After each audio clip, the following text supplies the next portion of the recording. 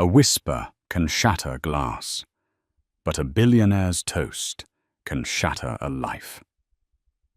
In the gilded ballroom of the St. Regis, filled with the city's elite, Sadie Trombetta stood by her husband's side, the perfect picture of grace and support.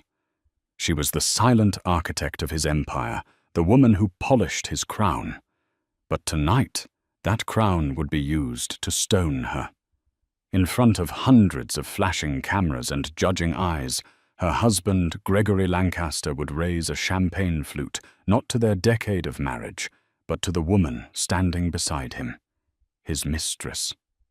This is the story of a public humiliation that backfired spectacularly, proving that the quietest person in the room is often the most powerful. The Trombetta Lancaster penthouse on Park Avenue was less a home and more a museum of a life curated for public consumption. Sunlight carefully filtered through floor-to-ceiling windows, glinted off sterile glass sculptures, and cast long shadows across vast empty marble floors. It was a space designed to impress, not to comfort. For Sadie Trombetta, it was the beautiful, silent cage she had helped build. For the past week, Sadie had been living on a diet of black coffee and adrenaline, orchestrating the final details of the 10th annual Lancaster Foundation Charity Gala.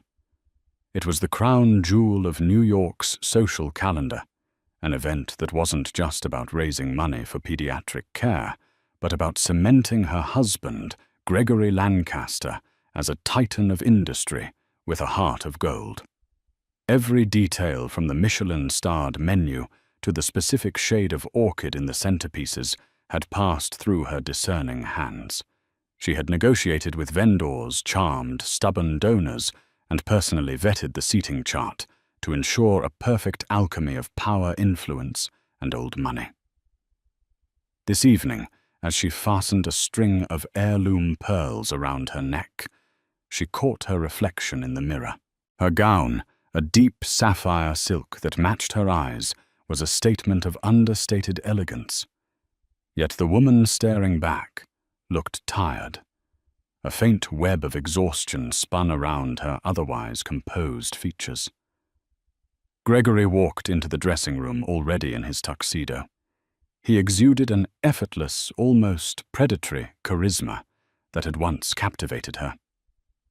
Now it felt like a weapon he wielded against the world, and increasingly against her. He adjusted his bow tie, his eyes briefly flicking over her in the mirror. "The car is waiting," he said. His tone clipped. There was no compliment on her dress, no acknowledgement of the weeks of work she'd poured into his gala. "Everything is set," Sadie replied, her voice smooth and even, a practiced calm she had perfected over years. The catering manager confirmed the final numbers. "Senator Thompson's security detail has been briefed. The auction items are all accounted for." "Good," he grunted, checking his reflection one last time. "I need tonight to go perfectly. The Horizon merger is at a delicate stage. A flawless public image is non-negotiable.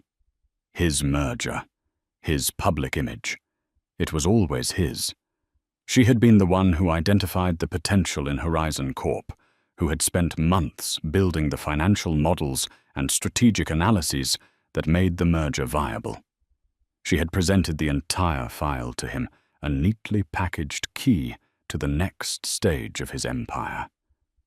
He had taken it, smiled, and presented it to the board as his own stroke of genius. It was their silent, toxic dance.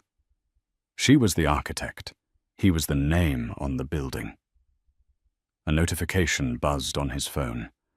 A faint, almost imperceptible smile touched his lips as he read the message. A secret smile. It was a look Sadie had come to recognize and dread. It was never for her. "Is everything all right, Gregory?" She asked the question, a fragile test of the chasm between them. He pocketed the phone, his expression hardening back into a mask of indifference. "Everything's fine. Just a last-minute confirmation from a new protégé I'm mentoring. Brenda Shaw. Brilliant girl. She's making waves in the marketing department. I invited her to the gala. It's important to nurture young talent. Brenda Shaw." The name hung in the air, thick and suffocating. Sadie had heard the whispers. A woman in her late 20s, ambitious, beautiful, and a constant presence in Gregory's orbit. Sadie had seen her once in the lobby of Lancaster Industries, all sharp angles and a hungry smile. The mentoring was a poorly veiled excuse, an insult to Sadie's intelligence. "That's thoughtful of you." Sadie managed to say the words, tasting like ash. Her heart, a small weary bird, beat erratically against the bars of her ribs. She knew what this was. He was escalating, growing bolder, testing how much she would endure in silence. "She'll be at my table," he added, a casual, deliberate cruelty in his tone. He was moving a chess piece, daring her to react. Sadie's hands clenched at her sides, the fine silk of her dress crinkling under the pressure. The seating chart she had spent a week perfecting a delicate balance of egos and alliances was being redrawn at the last second to accommodate his affair. But to protest to show her pain would be to lose. In their world, emotion was a weakness, and Gregory despised weakness. So she simply nodded. "I'll inform the event staff to add a place setting." His eyes narrowed slightly, as if disappointed by her lack of a dramatic response. He wanted a fight, a scene, something to justify his narrative that she was difficult, that he was the victim. She refused to give it to him. As they descended in the private elevator, the silence between them was a heavy, suffocating blanket. Sadie focused on the smooth, cool feel of the pearl necklace against her skin. It had been a gift from her father on her wedding day. "Remember who you are, Sadie," he had told her. "You are a trombetter. Your mind is your greatest asset. Don't ever let anyone make you feel small." Her father had been a brilliant engineer, the true genius behind the foundational patents that had launched Lancaster Industries. After his death, Sadie, his sole heir and protégé, had brought that intellectual property into her marriage with Gregory. It was the bedrock of their fortune, a secret known to only a select few. Gregory had the charisma and the ruthless business acumen, but she held the blueprint. It was a truth he had long since chosen to forget. Tonight, as the car glided through the glittering streets of Manhattan toward the St. Regis, Sadie felt a profound and terrifying shift. The cage was no longer just silent. It was shrinking. The humiliation was no longer a private affair, confined to the sterile rooms of their penthouse. He was bringing it into the light, into the one place where image was everything. And as she looked at her husband's cold, handsome profile, a chilling certainty settled in her soul tonight was not just another gala. It was an execution. The grand ballroom of the St. Regis was a breathtaking symphony of gold and crystal. Chandeliers dripped with light, casting a warm, buttery glow over the hundreds of guests who moved like schools of brightly colored fish through the opulent space.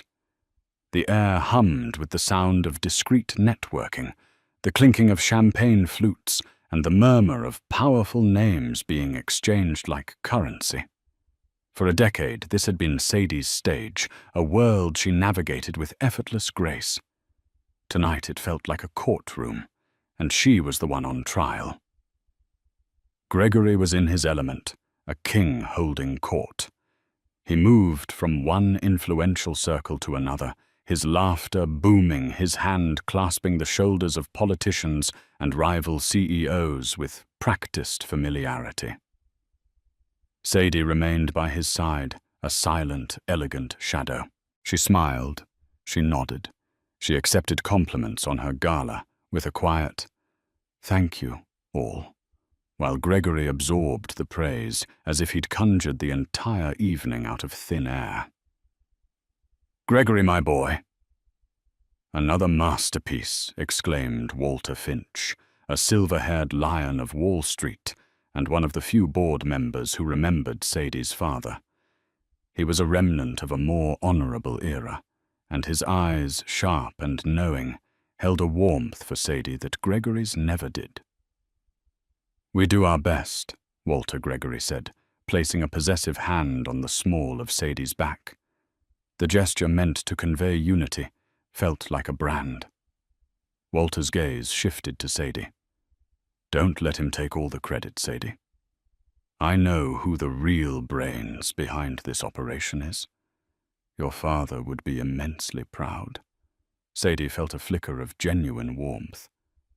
"Thank you, Walter. That means a great deal." Gregory's smile tightened at the edges. He hated any mention of her father, any reminder that the Lancaster Empire was built on a Trombetta foundation. He quickly steered the conversation back to himself, launching into an anecdote about his latest acquisition, leaving Sadie to politely extricate herself. She was making her way toward the main table to check on the final arrangements when she saw her. Brenda Shaw. She was standing near the stage, a splash of garish crimson in a sea of tasteful jewel tones and classic black. Her dress was cut daringly low, her jewelry ostentatious, her laughter loud and demanding of attention, and she was holding Gregory's arm as if she had every right to be there. The whispers started immediately, a subtle shift in the room's energy. Heads turned. Eyes lingered for a moment too long. The city's elite were experts at smelling scandal, and the scent was now thick in the air. Sadie felt hundreds of pairs of eyes on her, watching, waiting for her to crack. She could feel their pity, their morbid curiosity. It was 1,000 tiny cuts on her soul. She kept walking, her posture impeccable, her expression a serene mask. She reached the head table, a grand affair at the front of the ballroom. As she'd instructed, an extra place setting had been squeezed in. It was placed right next to Gregory's, directly opposite her own. A public declaration. A young event coordinator, a girl named Sarah, whom Sadie had mentored, rushed over her face, pale with distress. "Mrs. Lancaster. I am so sorry." Mr. Lancaster's assistant called and demanded the change. I tried to explain that it would unbalance the entire table's protocol. But Sadie placed a reassuring hand on the young woman's arm. "It's all right, Sarah. You did what you were told. Don't worry about it." But it wasn't all right. The meticulously planned protocol was shattered. A junior marketing employee was now seated between Gregory and the CEO of a major banking institution, a spot Sadie had reserved for the wife of a key political ally. It was a deliberate social snub, a message to everyone present that the old rules no longer applied because Gregory Lancaster was making new ones. She took her seat, the plush velvet feeling like stone beneath her. A few moments later, Gregory arrived at the table, Brenda clinging to his side. He didn't introduce her to Sadie. He didn't even acknowledge his wife's presence. "Brenda." "You sit here," he said, pulling out the chair beside him. He then turned to the banker on Brenda's other side. "Mr. Peterson. This is Brenda Shaw, my marketing prodigy. She's the one revolutionizing our digital outreach." Brenda preened under the attention, her eyes darting across the table to land on Sadie with a triumphant, malicious glint. It was a look that said, "I'm here. I'm next to him. You are being replaced." Dinner was an agonizing performance. Sadie engaged in polite conversation with the guests to her left and right, discussing philanthropy, the stock market, and summer plans in the Hamptons. All the while, she was acutely aware of the drama unfolding directly across from her. Gregory leaned into Brenda, whispering in her ear, making her laugh, that loud, grating laugh. He refilled her wine glass himself, ignoring Sadie's, which had sat empty for the last half-hour. He was isolating Sadie, making her invisible in a room where she was supposed to be the hostess. The humiliation was a physical thing, a cold knot tightening in her stomach. Every hushed giggle from their side of the table, every shared glance was a fresh wound. She saw the other guests trying to be discreet, their eyes darting back and forth between the stoic wife and the flaunted mistress. She was the evening's uncomfortable, tragic spectacle. The live auction began a temporary reprieve. Sadie watched as Gregory, with theatrical flair, bid on a multi-million-dollar yachting vacation, a gift he would no doubt be taking Brenda on. When the bidding was over, he stood tapping his glass for attention. The room fell silent. It was time for the evening's keynote address. It was time for the final killing blow. He strode to the stage, bathed in the warm glow of a spotlight, looking every bit the magnanimous billionaire. He was a master of public speaking, his voice resonating with power and charm. Sadie's hands lay perfectly still in her lap, her back ramrod straight. She prepared herself, bracing for the inevitable. The cold knot in her stomach was gone, replaced by an icy, almost supernatural calm. The execution was at hand, and she would face the blade with the dignity her father had taught her. The spotlight followed Gregory as he took the center of the stage, the Lancaster Foundation's logo projected on a massive screen behind him. He looked out at the sea of expectant faces, a masterful pause building the anticipation. He was a performer, and this was his grandest stage. "Thank you all for being here tonight." He began, his voice a smooth, confident baritone that filled every corner of the ballroom. 10 years. For 10 years, the Lancaster Foundation has been a beacon of hope, a force for change touching countless lives. Tonight, we have raised a record-breaking $50 million for children's hospitals across the nation. A wave of thunderous applause swept through the room. Sadie clapped along with the others, her expression unreadable. Her mind was a fortress, its walls reinforced against the impending assault. Gregory let the applause die down before continuing. "A man is only as strong as the team behind him. I am surrounded by the best and the brightest, my board, my executives, our tireless staff. You are the engines of our success, and you have my deepest gratitude." He went on, thanking specific donors, name-dropping politicians, and weaving a compelling narrative of compassionate capitalism. He was brilliant at it. He could sell ice in a blizzard, and the audience was captivated, hanging on his every word. Sadie listened, a detached observer, as he spoke of vision, legacy, and the future. Her future. The future she had meticulously planned and was now being written out of word by painful word. He was nearing the end of his speech. This was the moment. Traditionally, this was when he would thank her. He would talk about their partnership, call her his rock, the heart of the foundation. It was always part of the script, a public reaffirmation of their union, however hollow it had become in private. Building an empire. Gregory said, his voice dropping to a more intimate, reflective tone, requires more than just strategy and capital. It requires inspiration. It requires a muse. For too long, I have been coasting on old momentum. But recently, a new energy, a new vision has been brought into my life. A vision of a bolder, more dynamic future. A confused murmur rippled through the crowd. This was not the expected script. Sadie's heart hammered against her ribs, a frantic prisoner. She kept her eyes fixed on her husband, her face a porcelain mask. Gregory's eyes scanned the head table, deliberately passing over Sadie without a flicker of recognition. They landed on Brenda Shaw. He smiled a genuine, dazzling smile that he hadn't directed at his wife in years. True inspiration is rare, he declared, his voice ringing with conviction.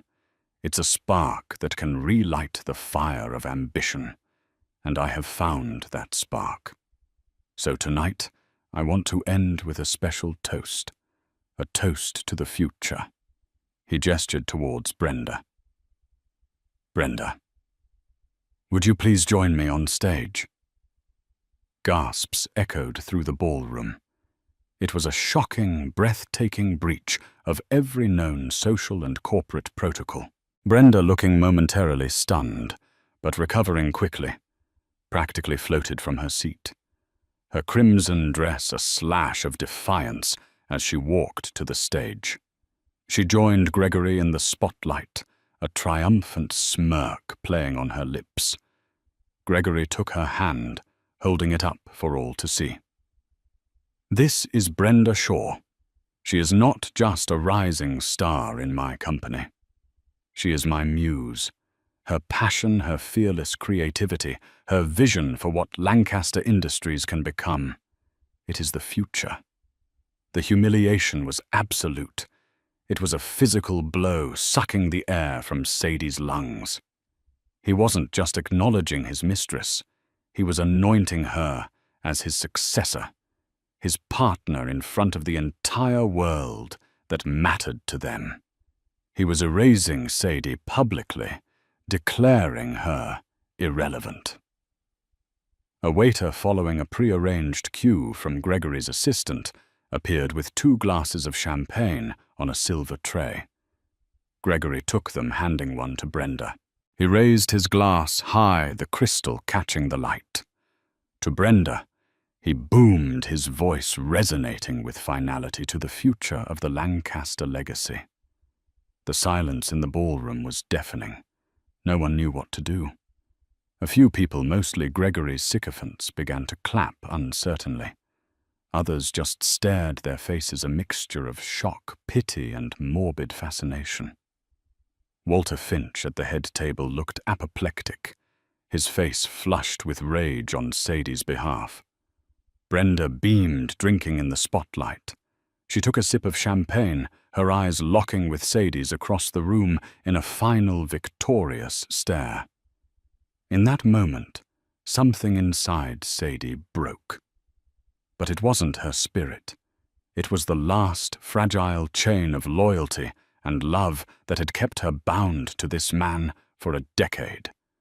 The pain was immense, a white-hot agony that seared through her. But beneath the pain, something else was being forged, a cold, hard, diamond-sharp resolve. She did not cry. She did not scream. She did not run. Slowly, deliberately, Sadie Trombetta stood up. Her movement was so full of quiet, regal grace that it commanded the room's attention more effectively than any outburst could have. The scattered, awkward clapping faltered and died. Every eye in the ballroom, including Gregory's and Brenda's on stage, turned to her. She held their gazes for a single, silent moment. She looked at her husband, the man who had just tried to destroy her, and she felt nothing but a profound, icy clarity. Then, without a word, she turned and walked away. She didn't hurry. Her steps were measured, and even as she navigated between the tables, her head held high, her back straight as a steel rod. The silence followed her, a tangible presence. It was a walk of quiet defiance, a queen abdicating a corrupt throne. She didn't look back. She didn't need to. She already knew what she had to do. The execution had failed. The war had just begun. the walk out of the St. Regis ballroom was the longest of Sadie's life. Each step was a conscious effort to project a serenity she did not feel. The burning agony in her chest was a stark contrast to the icy composure of her exterior. She was aware of the hundreds of eyes on her back, their gazes like physical weights. She did not falter. As she passed through the grand lobby, the doorman who had known her for years rushed to open the door, his face a mask of concern. "Mrs. Lancaster. Hasta. Are you all right? Shall I call your driver?" "Thank you, Michael, but that won't be necessary," she said, her voice surprisingly steady. "I'll get my own car." The crisp night air was a welcome shock to her system. She took a deep breath, the cold filling her lungs and clearing a fraction of the chaos in her mind. She didn't want her driver. She didn't want to go back to the penthouse. That place wasn't a home. It was a monument to a lie. And she would not spend another night within its walls. "Sadie, wait." She turned to see Walter Finch hurrying toward her, his face etched with fury and concern. He bypassed the doorman and stood before her on the pavement, his overcoat unbuttoned. "That was the most despicable, disgraceful thing I have ever witnessed," he said, his voice a low growl. "Gregory has lost his mind. In all my years, I have never seen such a public act of cruelty and self-sabotage." Tears pricked at the back of Sadie's eyes, but she refused to let them fall. Walter's genuine outrage was a balm on her raw, wounded spirit. "He wanted to break me, Walter." "He's a fool," Walter spat. "He's always been a fool for a pretty face, but this is a strategic catastrophe, to humiliate you of all people. Does he have any idea what this will do to his reputation? To the company's image, he doesn't care." Sadie said a chilling certainty in her voice. "He believes he's untouchable. He thinks I'm just a wife, a hostess, an asset he can depreciate and replace at will." Walter looked at her, his sharp eyes seeing past the sapphire gown and the pearls to the steel beneath. "He's forgotten who you are, hasn't he? He's forgotten that your father's genius is the very ground his company stands on." A single bitter tear finally escaped and traced a path down her cheek. She wiped it away with an impatient gesture. "He hasn't forgotten Walter. He's chosen to ignore it. For years he's convinced himself the Trombetta legacy is his to command." "Then it's time to remind him," Walter said, his tone shifting from anger to strategic resolve. "Sadie, whatever you decide to do, I want you to know you have my full support, on the board and off it. Many of us have grown weary of Gregory's arrogance. This might be the tipping point." The offer of an alliance so freely and immediately given was the first stone in the foundation of her new life. "Thank you, Walter. I'm going to need it." "What are you going to do?" he asked gently. Sadie looked up at the glittering skyline, at the towering Lancaster Industries building that dominated the horizon, a building built on her family's legacy.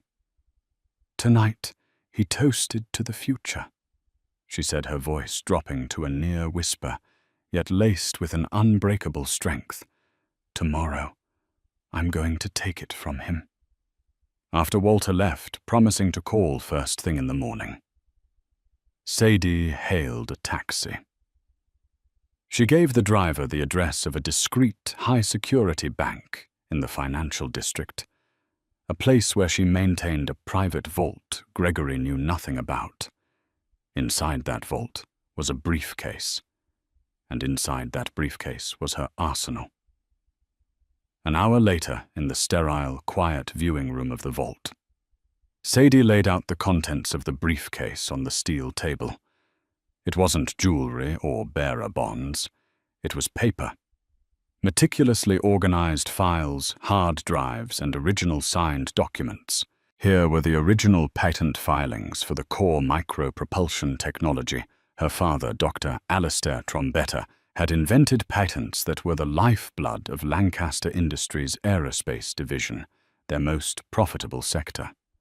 Here was the prenuptial agreement, which she herself had helped draft, with a little-known clause she had insisted upon. In the event of a divorce precipitated by marital infidelity, all intellectual property originating from the Trombetta estate would revert to her sole ownership. Gregory, in his youthful arrogance, had signed it without a second thought, too eager to get his hands on her father's work. And here was the most critical file labeled Phoenix. It was the culmination of 3 years of secret, painstaking work. While Gregory was chasing mergers and preening for magazine covers, Sadie had been quietly refining her father's technology. She had developed a new generation of the propulsion system, smaller, more efficient, and orders of magnitude more powerful. It was a quantum leap forward, a technology that would make the current Lancaster systems obsolete overnight. She held the patents all filed under a shell corporation registered in Switzerland. She had created it as a contingency, a life raft in the stormy sea of her marriage. She had prayed she would never have to use it. But Gregory had not just created a storm. He had summoned a tsunami. She packed everything back into the briefcase, her movements precise and methodical. The pain was still there, a deep, resonant ache, but it was now overlaid with a powerful, clarifying purpose. He had humiliated the wife, but he had awakened the architect. She took a taxi to a small boutique hotel in Soho, where she checked in under her maiden name. From the quiet of her room, overlooking a city that was still buzzing from the scandal she had fled, she opened her laptop. Her fingers flew across the keyboard, typing an email with a single encrypted attachment. The subject line read, "Extraordinary Board Meeting. Urgent." The recipients were Walter Finch and the other 6 members of the Lancaster Industries Board of Directors. The email itself was short and direct. Board members, in light of events that transpired this evening, a matter of critical and immediate importance to the company's future has arisen. I am calling an extraordinary board meeting for 9 a.m. tomorrow morning in the main conference room. Please ensure your attendance. The future of Lancaster Industries is at stake. Regards, Sadie Trombetta. She signed with her maiden name. A deliberate choice. A declaration. The age of Mrs. Lancaster was over. Sadie Trombetta was back in business. The Lancaster Industries boardroom was a theater of power situated on the 80th floor with a panoramic view of the city Gregory believed he owned. It was a cold, imposing space of dark wood, black leather, and brushed steel designed to intimidate.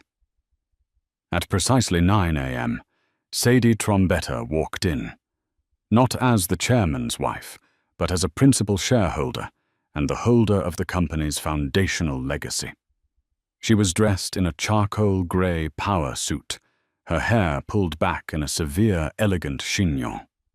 Her face was devoid of makeup, save for a slash of defiant red lipstick. She carried a slim leather briefcase and radiated an aura of unshakable calm. The board members were already assembled, their expressions a mixture of curiosity, apprehension, and from a few of Gregory's cronies, unconcealed hostility. Walter Finch sat at the far end of the long mahogany table. He gave Sadie a subtle, encouraging nod. Gregory was the last to arrive, striding in 5 minutes late, with an air of theatrical nonchalance. He wore a smug, dismissive smile, clearly believing this meeting was nothing more than a hysterical woman's desperate ploy for a more favorable divorce settlement. Brenda Shaw was not with him. This was a stage she had no access to. "Sadie," he said, his voice dripping with condescension as he took his seat at the head of the table. "I assume this little bit of drama has a purpose. If you're here to discuss our separation, I can assure you my lawyers will be generous. There's no need to involve the board in our private marital squabbles." Sadie didn't even look at him. She placed her briefcase on the table and opened it with a quiet click. "This isn't about our marriage, Gregory. This is about the gross mismanagement of this company's most vital assets, specifically its intellectual property." A murmur went through the room. This was not what they had expected. Gregory scoffed. "My management has resulted in a 300% increase in shareholder value over the last decade. The numbers speak for themselves. The numbers are built on a foundation you don't own." Sadie stated, her voice cutting through the tension like a scalpel. She took out a file and slid a copy in front of each board member. "This is the original licensing agreement, signed between my father, Dr. Alistair Trombetta, and a nascent Lancaster Industries 30 years ago. It granted the company use of his patents, not ownership." She then distributed a second document. "And this is our prenuptial agreement. I direct your attention to Clause 11, Section B, the Infidelity and Intellectual Property Clause. It clearly states that upon a legal separation initiated due to proven marital infidelity, all rights and licenses associated with the Trombetta patent portfolio revert to me, immediately and entirely." The silence in the room was absolute, broken only by the frantic rustling of paper as the board members read the clause. Gregory's face, which had been a mask of arrogant amusement, began to crumble. He snatched the paper, his eyes scanning the text with growing panic. He remembered the clause now, a distant memory of something he'd dismissed as irrelevant legal jargon from a naive young woman. "This is ridiculous," he blustered, his voice losing its confident timbre. "You can't prove a thing. A toast at a party is not legal proof of infidelity." "Isn't it?" Sadie replied coolly. "There were over 500 witnesses, Gregory, including half a dozen journalists who are already writing articles about your muse. My legal team seems to think it's a slam dunk, but we don't even need to go there." She paused, letting the weight of her words settle. Then she played her trump card. "The truth is, the Trombetta patent portfolio is about to become obsolete anyway." From her briefcase, she produced a single, sleek tablet. She connected it to the boardroom's main screen, and a 3D schematic of a new revolutionary micro-propulsion engine appeared rotating slowly in the air. "This," she announced, her voice ringing with the pride and authority of its creator, "is the Phoenix engine. It's a next-generation propulsion system based on my father's work, but redesigned by me. It is 20% smaller, 40% more fuel-efficient, and 3 times more powerful than anything currently used by Lancaster Aerospace. It renders every single one of your current flagship products and your multi-billion-dollar military contracts instantly outdated." The board stared, mesmerized and horrified. They were businessmen. They understood immediately the cataclysmic implications of what they were seeing. "The patents for the Phoenix engine are airtight, filed internationally, and are held by a private technology firm." Sadie continued, her gaze sweeping over their stunned faces. "A firm which I own outright." She turned her eyes on Gregory for the first time, and he visibly recoiled from the cold fire in her stare. "You publicly declared I was part of the past, Gregory. You toasted to a new future with your muse. You were right about one thing. A new future is here, but it's mine." Walter Finch finally spoke, his voice grave. "Sadie, what is your proposal?" "It's not a proposal. It's a choice," she said, standing to her full height. "Option 1. Lancaster Industries enters into an exclusive licensing deal with my company for the Phoenix engine. The terms will be steep and they will include the immediate removal of Gregory Lancaster as CEO and chairman of the board for gross fiduciary negligence and bringing the company into public disrepute. She let that sink in before delivering the final blow. Option 2. You side with him. I walk out of this room, and within 6 months, I will launch a competitor funded by your rivals that will gut Lancaster Aerospace and devalue this company's stock by half. Your shareholders will never forgive you. Checkmate. Gregory was pale, his hands trembling. You can't do this, he whispered the words, utterly devoid of their usual power. This is my company. I built this. You built nothing. Sadie's voice cracked like a whip, her composure finally giving way to a decade of suppressed rage. You took my father's work and my strategies, and you put your name on them. You stood on the shoulders of a giant and told the world you were tall. I was the architect of this empire, Gregory. And what the architect builds, she leaned forward, her voice dropping to a deadly whisper, the architect can tear down. The boardroom was silent. The board members looked from the defeated, trembling man at the head of the table to the powerful, composed woman who held their future in her hands. The choice was not a choice at all. It was a surrender. The fallout was swift and brutal. The emergency board meeting concluded not with a vote, but with a quiet, unanimous capitulation. Faced with the choice between corporate suicide and ousting their arrogant CEO, the board chose self-preservation. By noon, a press release carefully drafted by a crisis management team under Sadie's supervision was sent out. It announced that Gregory Lancaster was stepping down for personal reasons effective immediately, and that the board had appointed an interim CEO while they conducted a search for a permanent replacement. It was corporate speak for a coup, and everyone in the financial world knew how to read between the lines. The articles that had been poised to detail a juicy marital scandal quickly pivoted to a stunning corporate shakeup. Gregory was escorted from the building by security. He wasn't allowed to return to his office. His personal effects would be boxed up and sent to him. In the space of 3 hours, he had gone from being the king of a corporate empire to a pariah locked out of his own castle. His name, once a symbol of power, was now synonymous with disgrace. He tried to fight it, of course. He called his lawyers, screaming about conspiracies and theft. They calmly explained the ironclad nature of the documents he had signed, and the catastrophic legal battle he would face and lose.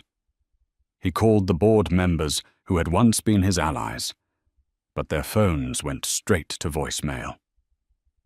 No one wanted to be associated with a sinking ship. The deepest cut, however, came from Brenda.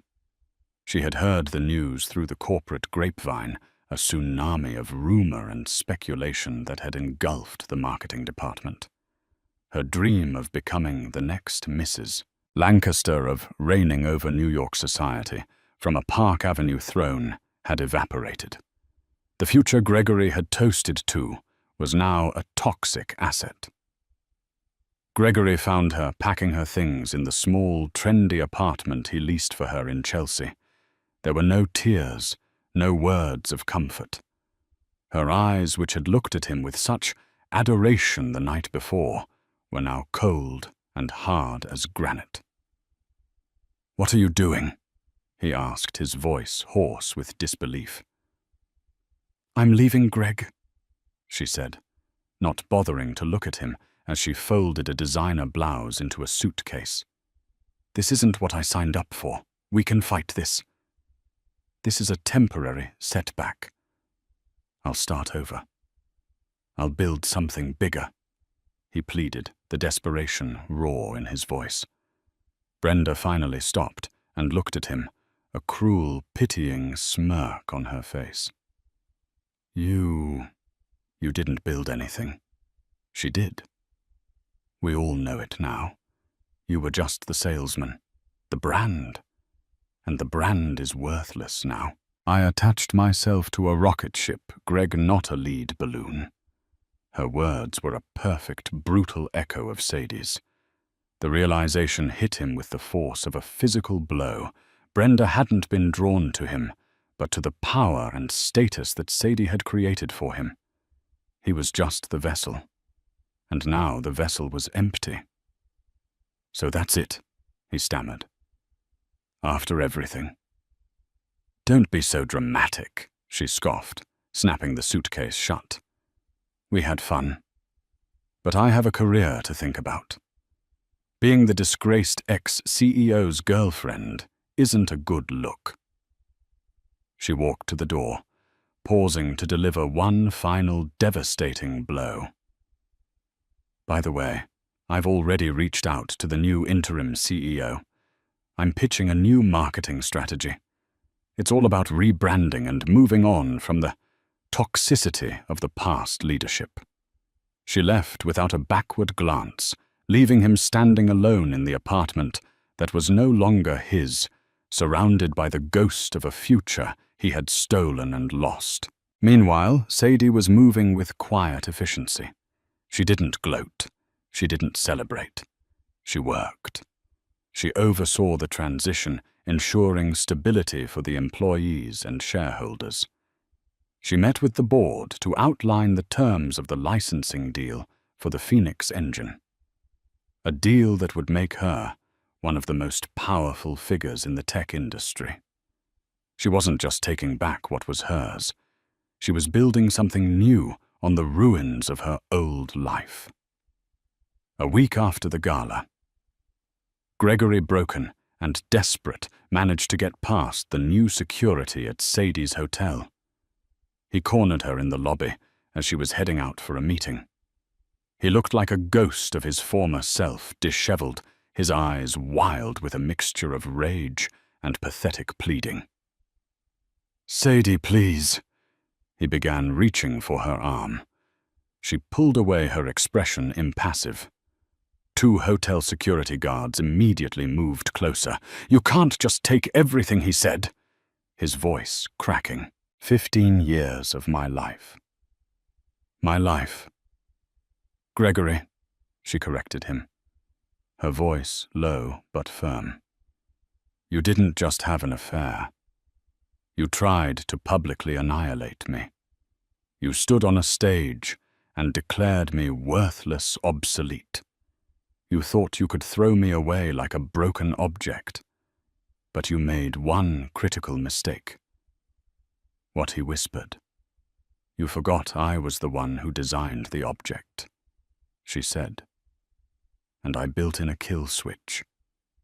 She turned and walked away, leaving him standing there, a relic in the lobby of a world that had already moved on without him. He was no longer a billionaire, no longer a titan of industry. He was just a man who had burned down his own empire, leaving nothing but a throne of ashes. 6 months later, the grand ballroom of the St. Regis was reborn. The heavy oppressive golds and deep crimsons that had defined Gregory's era of decadent power were gone, replaced by a palette of cool silver, deep midnight blue, and brilliant white. The lighting was crisp and modern, illuminating not just the guests, but also the sleek prototypes and interactive displays of cutting-edge technology showcased around the room's perimeter. The air itself felt different, lighter, charged with the buzz of genuine excitement and intellectual curiosity, rather than the tense transactional hum of old money and backroom deals. This was the inaugural Trombetta Prize for Innovation Gala, and it was a world away from the suffocating grandeur of the past. At the center of it all, standing at a minimalist lectern on the stage, was Sadie Trombetta.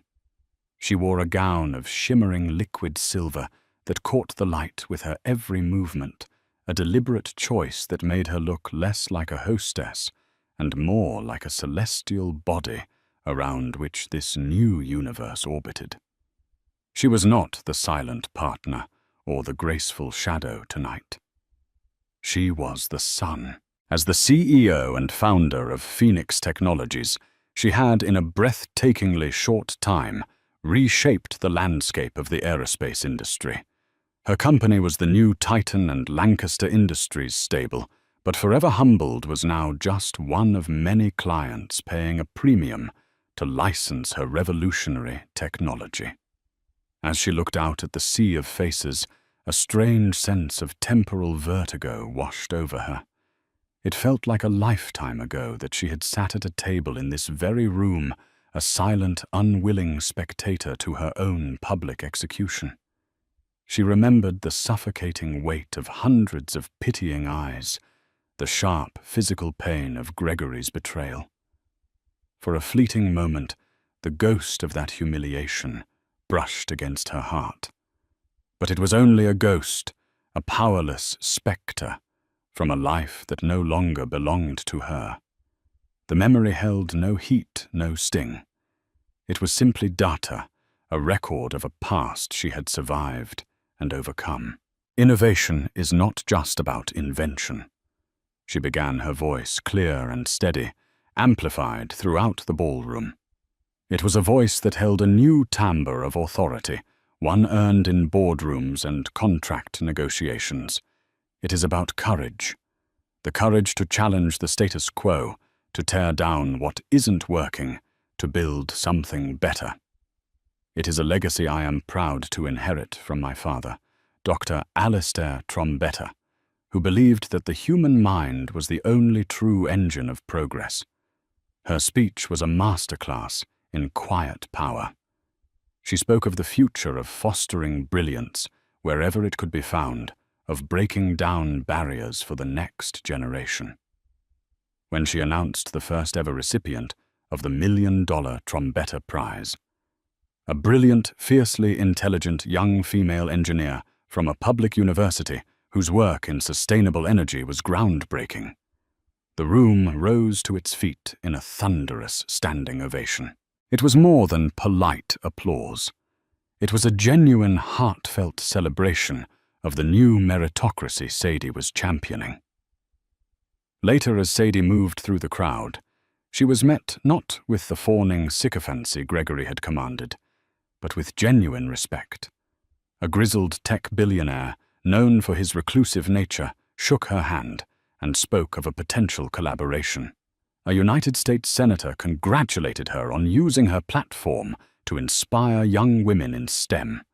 She was no longer just a name on a society page. She was a force. Amidst the throng, a young reporter from a prestigious financial journal managed to get her attention. She looked barely out of college, her eyes wide, with a mixture of awe and nervousness. "Ms. Trombetta, it's an honor. Your story is, well, it's an inspiration to so many of us. Can I ask you one question?" Sadie offered her a warm, encouraging smile. "Of course. There are whispers," the reporter began, her voice dropping slightly. "About your ex-husband, Gregory Lancaster. Some say he's living in obscurity somewhere in the Midwest, having lost most of his fortune in bad investments. Others say he's trying to land a junior consulting job. It's such a dramatic fall. Do you ever think about him?" The question hung in the air, a final fading echo of her past. Sadie's smile did not waver. Inside she felt not a flicker of triumph or malice, but a profound, settled peace.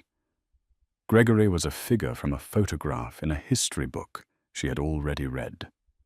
His fate, whatever it was, had no bearing on her present. He had authored his own irrelevance. "Mr. Lancaster was a chapter in my life that is now closed," she said, her tone gentle but utterly final. "I've learned that you can't move forward if you're constantly looking in the rear-view mirror. I prefer to focus on the road ahead. I find it's much more interesting to write the book than to reread old chapters." The young reporter simply nodded, looking more inspired than ever. Later that evening, as the gala began to wind down, Walter Finch found her on a private balcony overlooking the glittering tapestry of the city. The cool night air was a relief after the warmth of the ballroom. "A perfect evening, Sadie," he said, handing her a flute of champagne. "Your father would have been bursting with pride." "Thank you, Walter, for everything," she said, her voice filled with sincere gratitude. "I couldn't have done this without your support." "You would have found a way," he countered. "You always do. But I'm honored to have been in your corner." He gestured with his glass towards the skyline where the Lancaster Industries building stood still prominent, but no longer the sole monument to her family's legacy. It was now just one part of a much larger story. "I think a different toast is in order, one that should have been made 6 months ago, in this very room." He raised his glass high, the crystal catching the starlight, his eyes twinkling with deep admiration. "To Sadie Trombetta, the architect." Sadie looked at her reflection in the glass, at the confident, serene woman staring back. She thought of the pain, the betrayal, and the lonely, terrifying nights when she'd had to find a strength she didn't know she possessed. She had not just taken back an empire. She had built a new one on a foundation of integrity and vision. Her victory was not in Gregory's fall, but in her own ascent. Smiling a real, radiant smile that reached her soul, she touched her glass to his. The future was hers, not by marriage or by inheritance, but by her own brilliant, unbreakable design. That's the story of Sadie Trombetta, a woman who reminded the world that true power isn't about being the loudest voice in the room, but about owning the blueprint. Gregory Lancaster thought his wife was a decorative part of his life, easily replaced.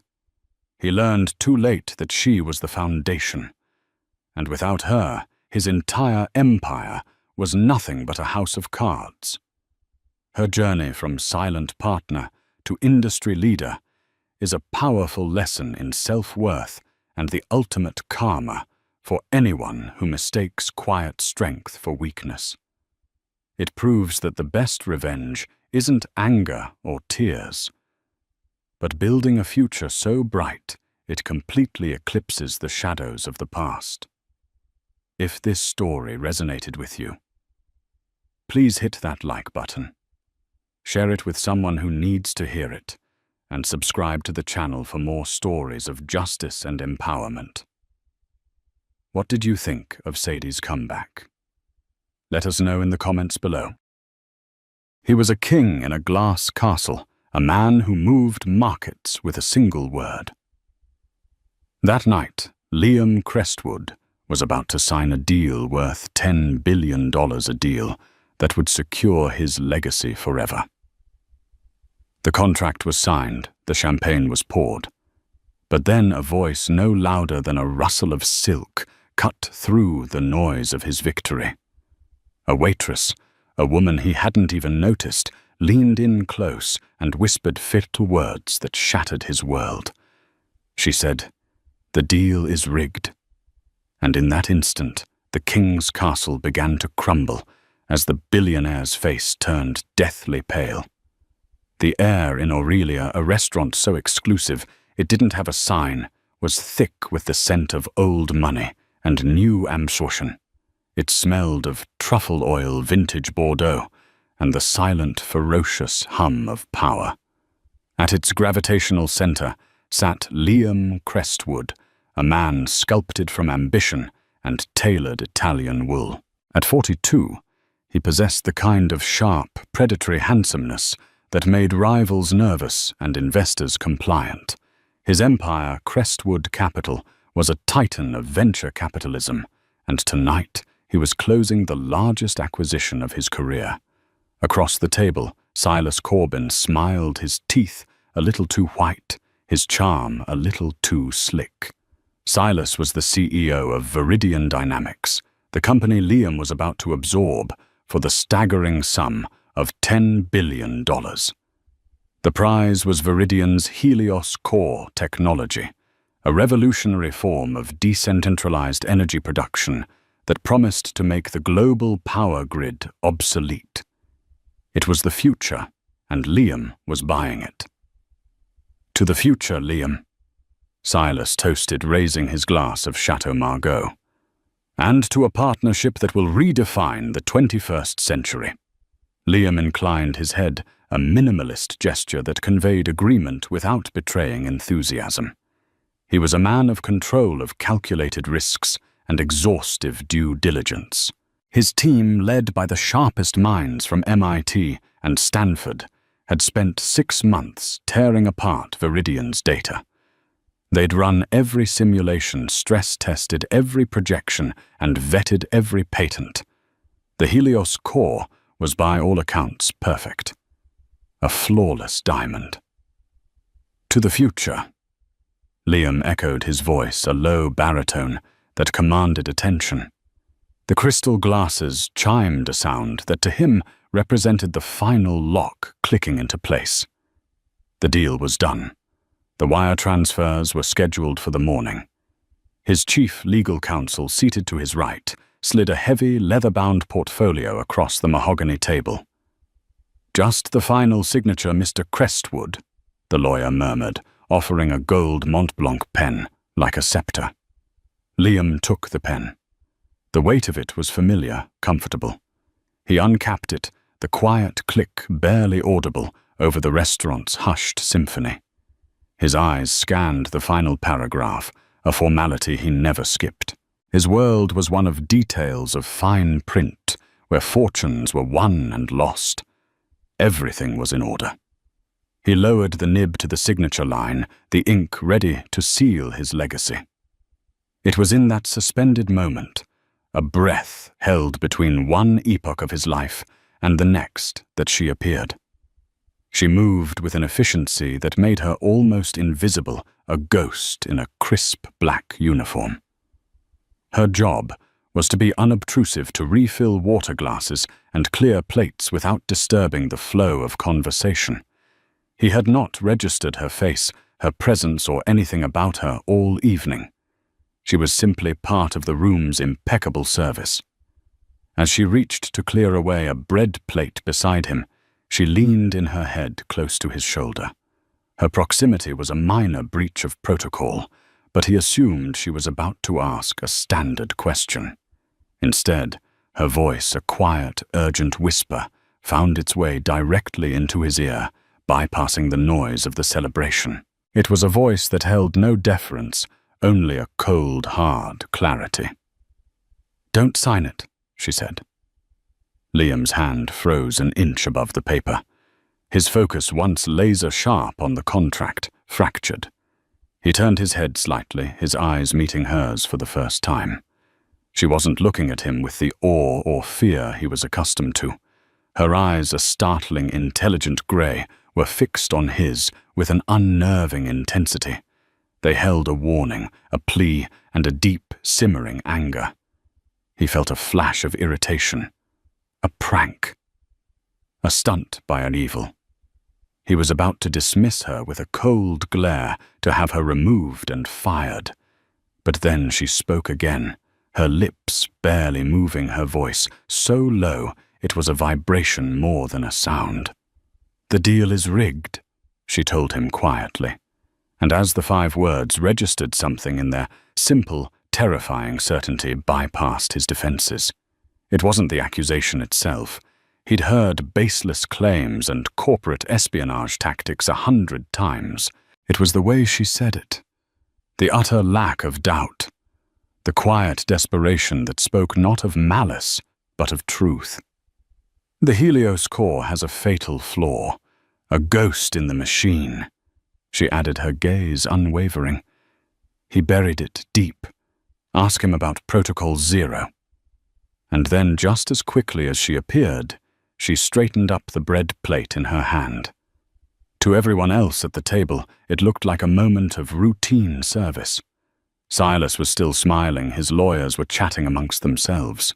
No one else had heard. No one else had seen the exchange. But Liam Crestwood, the man who prided himself on seeing every angle, on anticipating every move, felt a sudden chilling drop in the pit of his stomach. A cold dread, alien and unwelcome, crept up his spine. Protocol 0. The phrase was specific, technical. It wasn't the rambling of a crank. It was a key.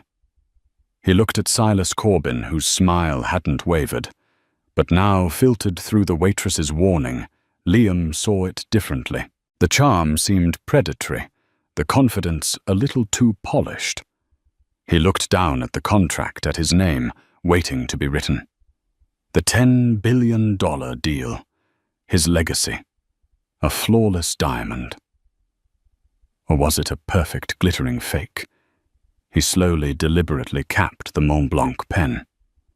The click echoed in the sudden silence of his mind. "Gentlemen," Liam said, his voice perfectly level, betraying none of the chaos erupting within him. "There's a minor detail I'd like to re-verify before we conclude."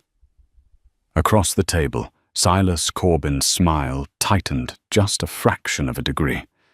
It was almost imperceptible, but Liam saw it. And in that moment, the billionaire's face, a mask of confident authority, just seconds before, turned pale. The shift in the room's atmosphere was immediate and seismic, though only two men were truly aware of it. To the lawyers and executives, Liam Crestwood's sudden pause was a quirk, a final bout of meticulousness from a famously thorough man. But to Silas Corbin, it was a threat.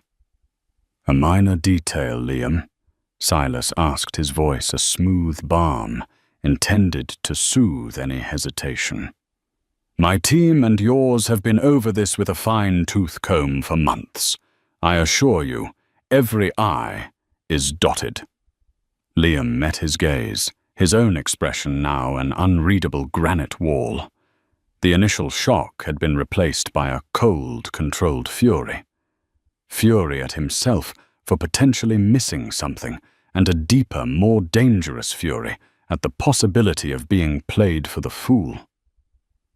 "Nevertheless," Liam said, his tone leaving no room for argument. He slid the portfolio back to his lawyer. "My team will reach out to yours in the morning to clarify a technical query. We'll postpone the final signature until then." It was a power move, a declaration that he was still in control. The Crestwood Capital legal team, though confused, nodded in assent. The Viridian executives exchanged uneasy glances. Silas Corbin's mask of affability held, but his eyes had gone cold and hard like chips of ice. The celebratory mood had evaporated, replaced by a tense, unspoken uncertainty. Liam stood. "Thank you for the dinner, Silas. I look forward to concluding our business." He offered a handshake that was firm, correct, and utterly devoid of warmth. As he walked away from the table, his security detail falling into step behind him. His mind was a maelstrom. Protocol 0. The phrase echoed a discordant note in the symphony of his success. Who was that woman? How could she possibly know something that his army of analysts had missed? His lead security officer, Ben Carter, a former SAS soldier with a face that looked like it had been carved from a block of wood, opened the door to the armored Maybach. "Everything all right, sir?" Ben asked, his voice a low rumble. He was one of the few people who could sense the subtle shifts in Liam's demeanor. "No," Liam said, sinking into the plush leather. "Everything is not all right." He looked back at the restaurant.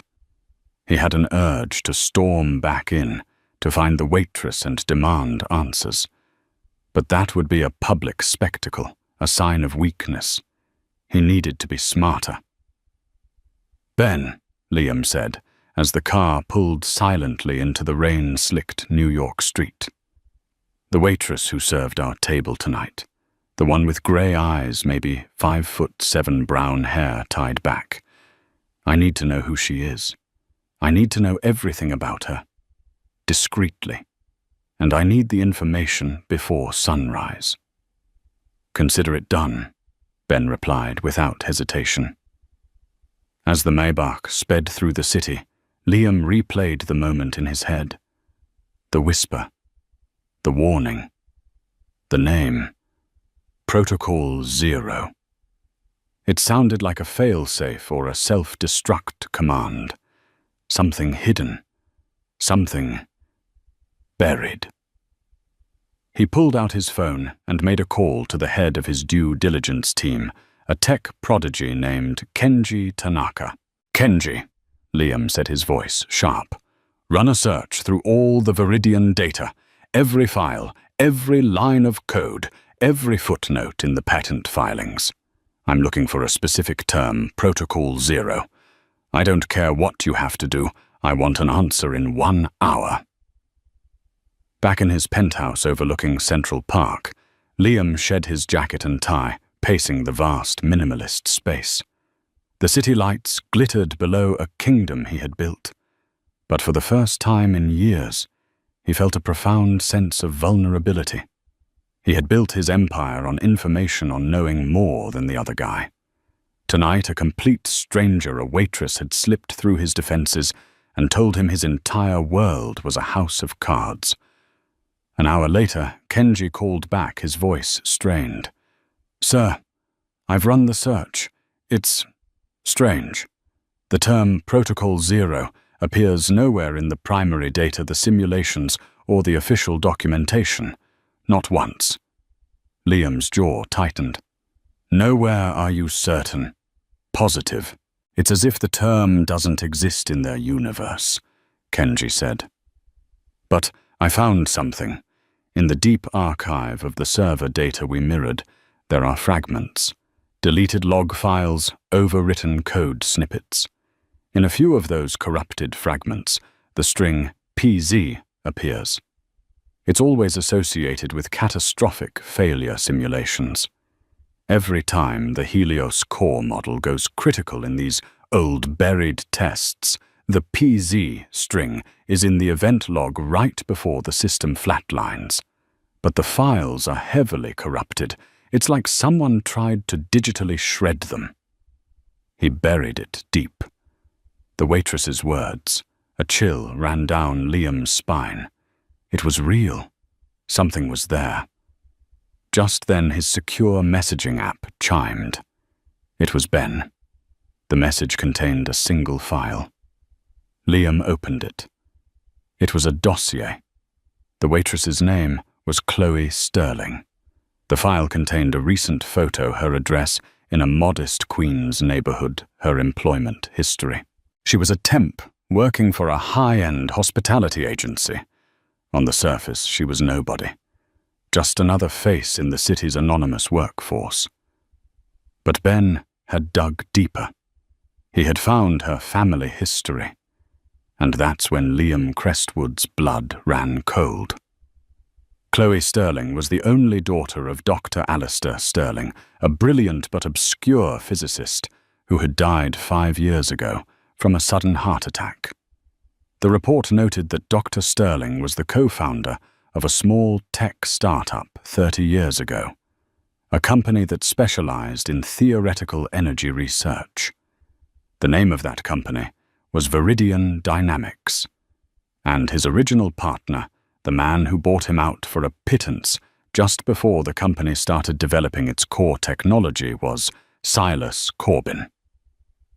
Liam stared at the screen, the pieces clicking into place with horrifying clarity. This wasn't a random act. This wasn't corporate espionage. This was personal. He looked at Chloe Sterling's photo again. The same intelligent, intense grey eyes stared back at him. They were the eyes of a woman who had lost everything. The eyes of a woman seeking not just to warn him, but to find justice. As he reached for his coat, he noticed something he'd missed. In his haste to leave the restaurant, he'd pocketed the cloth napkin from his place setting. As he pulled it out, a small folded piece of paper fell from its folds. It was a corner of an order slip torn from a notepad. On it, written in neat, precise script, was a single line of alphanumeric code and a short message. ILFH 387Z4. The original key. He won't have changed it. It's the only thing of my father's he was ever afraid of. Liam now had a name, a motive and a key. The hunt had begun. He buzzed Ben Carter on the intercom. "Ready the car," he said, his voice like ice. "We're going to Queens." The address in Queens led them to a 5-story walk-up, a pre-war brick building with tired-looking fire escapes clinging to its facade. It was a world away from Liam's polished Manhattan existence. The air here was a mix of street food and damp pavement. This was a place of survival, not victory.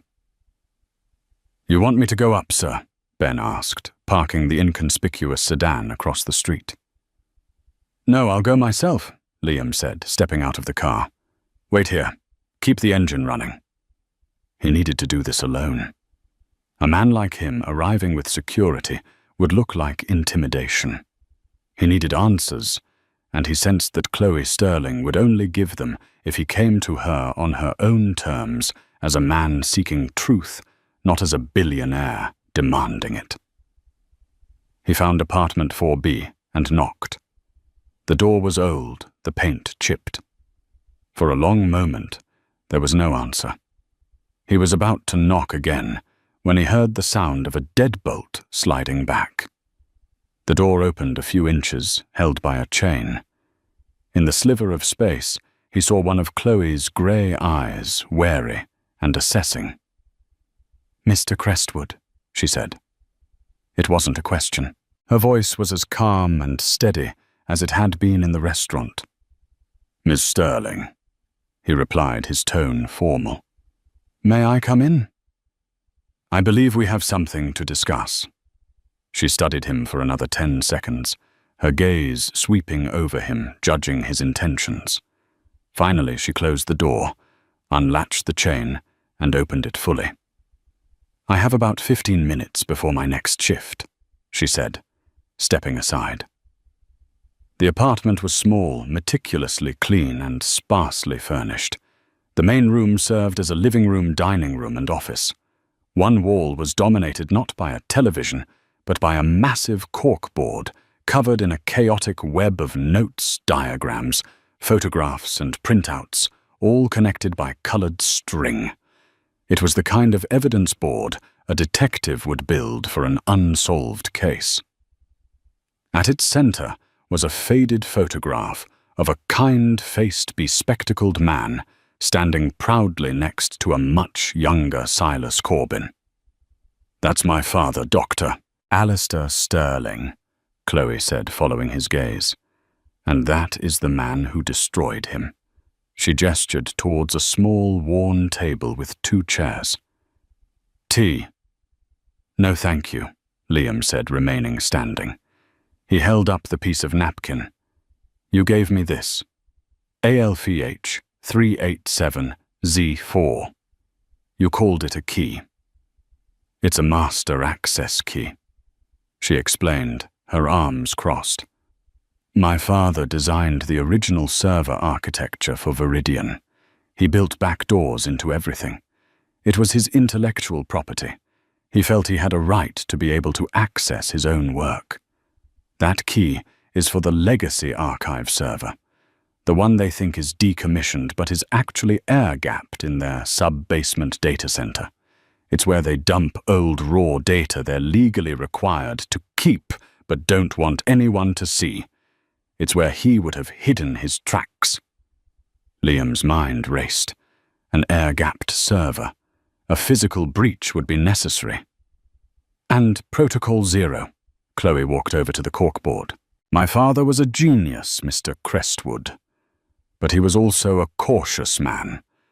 He trusted Silas Corbin, but he didn't trust the kind of people Silas was starting to bring in as investors. People who cared only about profit, not safety. The Helios core is based on a delicate quantum reaction. It's stable 99.99% of the time. But my father discovered an anomaly, a rare set of energy input conditions that could cause a cascading failure in the containment field.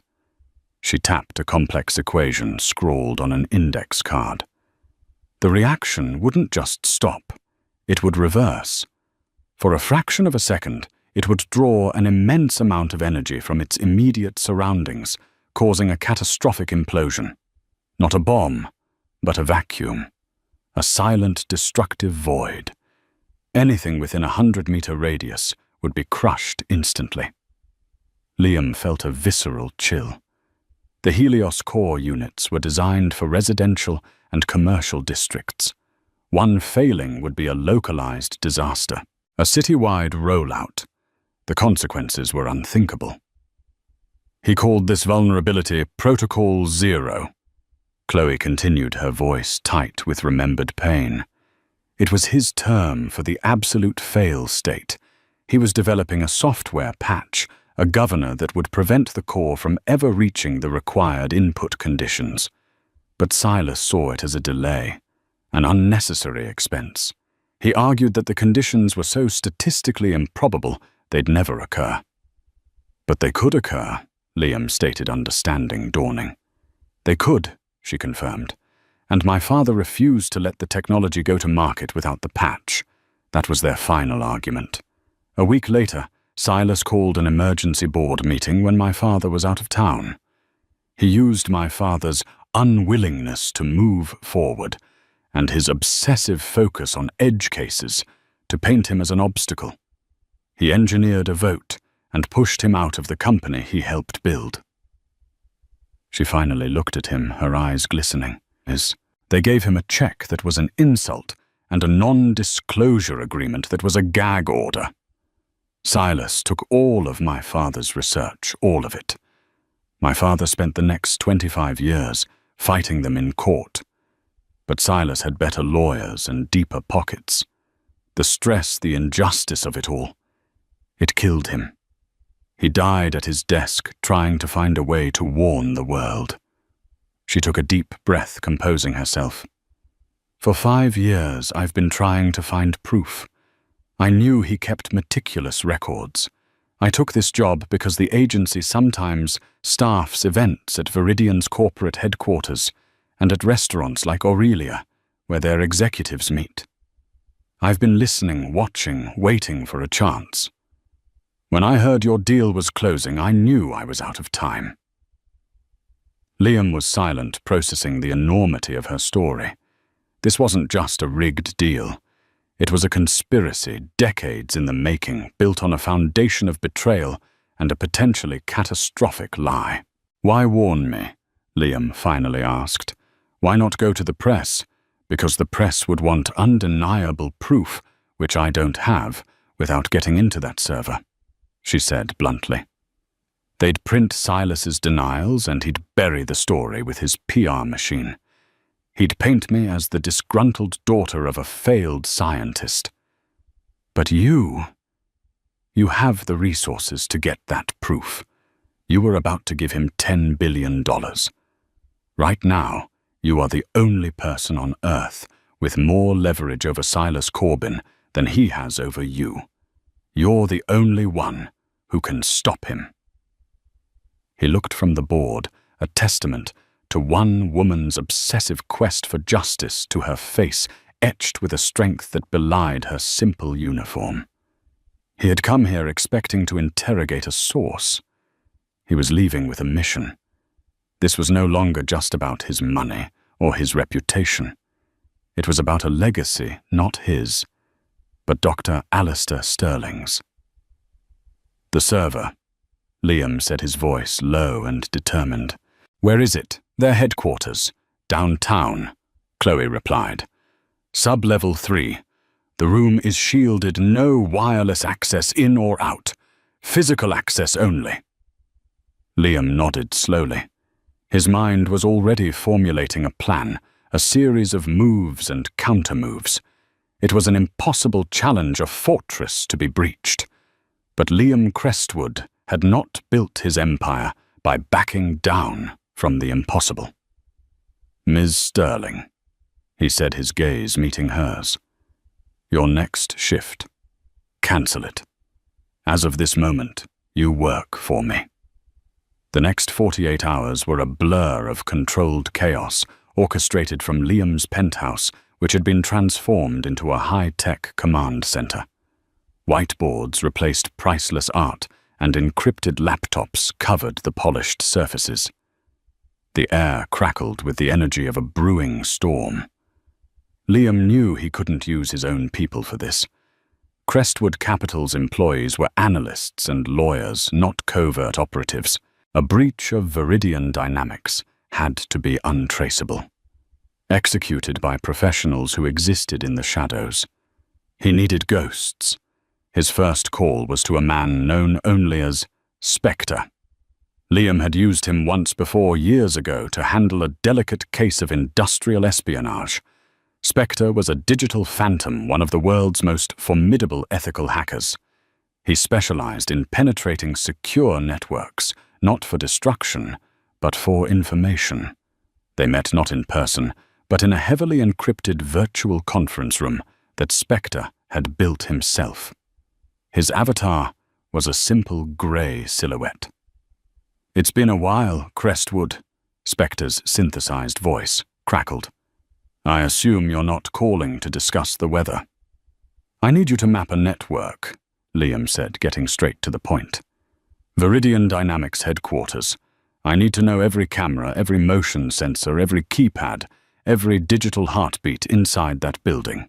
I need to know their security patrol schedules and the vulnerabilities in their system.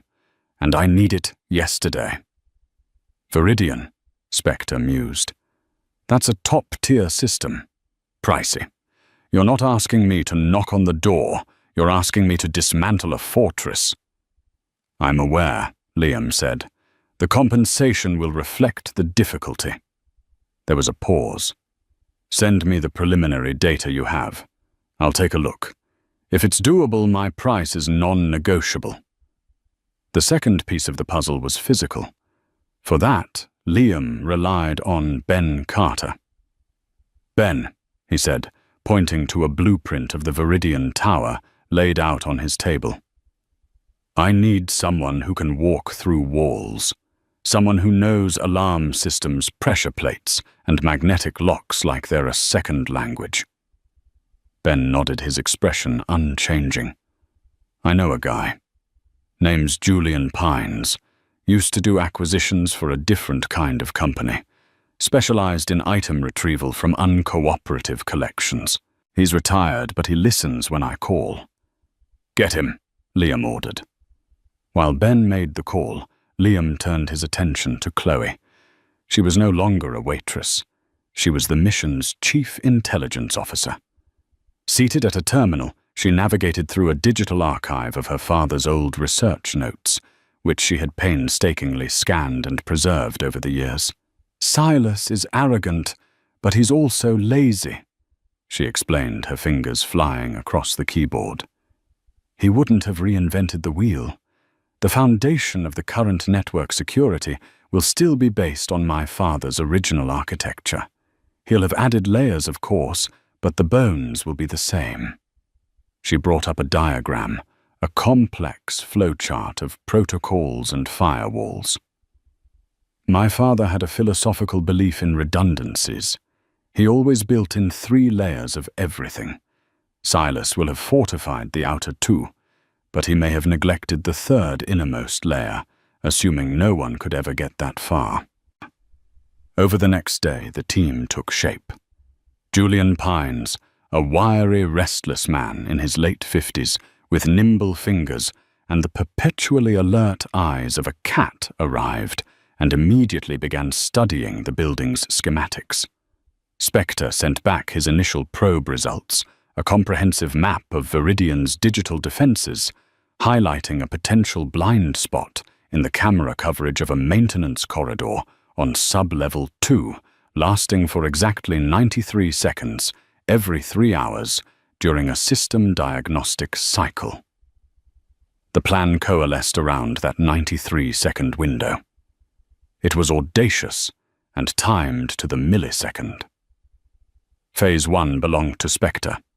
He would launch a sophisticated phishing attack aimed at a single mid-level IT employee at Viridian, creating a temporary security credential. This credential wouldn't grant access to anything important, but it would allow them to enter the building after hours under the guise of a routine systems check. Phase 2 was Julian. Using the stolen credential, he and Ben would gain access to the building. They would navigate to the sub-level 2 maintenance corridor. During Spectre's 93-second camera blind spot, Julian would have to bypass a laser grid and a pressure-sensitive floor to access a hard-wired terminal that controlled the environmental systems for the server rooms below. Phase 3 was Chloe's contribution. From that terminal, they would upload a code she had written based on her father's notes. The code wouldn't shut down security. Instead, it would trigger a false overheating alert in a non-critical server rack in a different section of the sublevel. This would automatically redirect the on-site security patrol to the false alarm, giving them a clear 10-minute window. Phase 4 was the final breach. During those 10 minutes, Julian would have to crack the physical lock on the legacy archive room. It was an old-school tumbler lock, a relic of her father's time, but one Julian assured them was a nostalgic work of art he could handle. Once inside, Ben would use the key Chloe had provided, ALFH387Z4, to access the air-gapped server directly with Spectre, guiding him via a secure audio link on how to mirror the drive's contents onto a shielded external device. "It's insane," Julian muttered, tracing a route on the blueprints with his finger. "Too many variables. If any one of us is off by a second, the whole thing comes down." "It's the only way," Liam said, his voice a steely anchor in the room's tense energy. "Silas closes the secondary funding round in 72 hours. Once that money is in, he'll have enough capital to weather any scandal. We have to get that proof before then." Chloe looked up from her screen. "There's one more thing. The server is protected by a final fail-safe my father called the Sterling Cipher. If you enter the wrong master password more than twice, it initiates a data wipe protocol. The drive will be magnetically scoured clean in less than 10 seconds. "And the password is?" Liam asked. Chloe shook her head. "I don't know. He never wrote it down. He said it was something that only he would know. Something personal. A new formidable obstacle. They could get all the way to the goal line, only to be stopped by an unsolvable riddle. "We'll cross that bridge when we come to it," Liam said, though a knot of unease tightened in his gut. "Spectre, are you ready?" "Ready to knock?" the synthesized voice replied. "Julian, Ben." Both men gave a curt nod.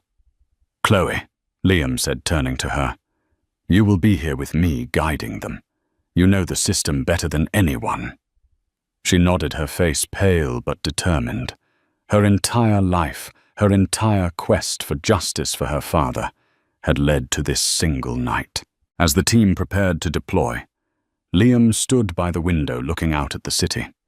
He was risking everything, his money, his freedom, his reputation on the word of a waitress and a team of ghosts, all to expose a flaw in a deal he had once considered his masterpiece. It was a gamble that defied all logic. But as he thought of Chloe's story, of Alistair Sterling's stolen legacy, he knew it was the only move he could make. The night of the operation descended upon the city with a cold, unforgiving rain that slicked the streets and blurred the neon lights into a watercolor haze. Inside Liam's penthouse, the silence was absolute, broken only by the quiet hum of electronics and the rhythmic drumming of rain against the panoramic windows. It was 2:00 a.m. Showtime. "Spectre status," Liam said into his headset. his eyes fixed on a multi-panel display, showing security camera feeds Spectre had discreetly looped. "The lure is in the water," Spectre's voice replied, cool and detached. "Target acquired. A junior sysadmin named Philip, likes online poker and has a weakness for emails promising free tech gadgets. He's about to become our new best friend." On one screen, a mock email appeared impeccably designed to look like an internal IT bulletin announcing a mandatory security update. A few tense seconds passed. Then a small icon on Spectre's display flashed green. He clicked. "We're in," Spectre announced. "I'm cloning his low-level access card now. The credentials are being transmitted to Ben's device."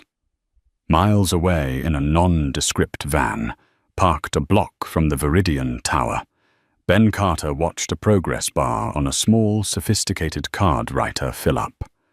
A blank white card was fed into the machine, and moments later it emerged as a perfect replica of the sysadmin's ID. "Credentials received," Ben confirmed. "We're moving." He and Julian Pines exited the van clad in dark work uniforms with a generic Network Solutions logo stitched on the chest. They looked like any other after-hours contractors, blending seamlessly into the city's nocturnal rhythm. "You look nervous for a guy who used to do this for a living," Ben rumbled as they approached the building's side entrance. "Nervous is what keeps you from getting sloppy," Julian retorted, his fingers flexing. "Cocky is what gets you a 10-year stay in a concrete box." They swiped the card. The light on the reader turned green. A quiet click and the door opened. They were inside the belly of the beast.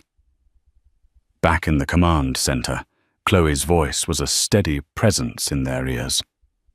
"Lobby cameras are on a 30-second loop for the next 5 minutes, courtesy of Spectre. Head left past the reception desk. The stairwell door is your third on the right." Guided by her intimate knowledge of her father's designs and Spectre's real-time digital surveillance, the two men moved like specters through the deserted echoing halls of the corporate giant.